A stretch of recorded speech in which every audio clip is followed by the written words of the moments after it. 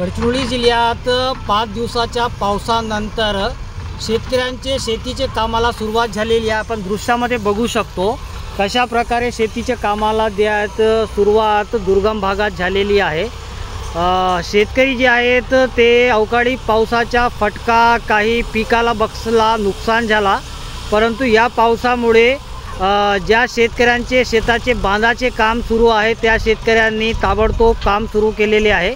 आपण दृश्यामध्ये बघू शकतो शेतकरी कशा प्रकारे शेतीचे बांध जे आहेत ते तयार करत आहेत आणि हे अवकाळी पावसामुळे बांध तयार करण्यासाठी एक फायदा या पावसामुळे झालेला आहे।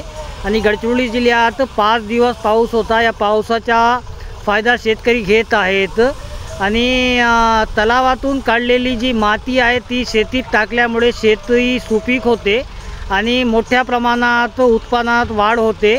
या उद्देशाने हे माती जे आहे ते काढून टाकण्यात येत आहे आणि सध्या जे आहेत गडचिरोली जिल्ह्यातील दक्षिण भागात शेतकऱ्यांनी नांगरणी जी आहे ते सुरू केलेली आहे।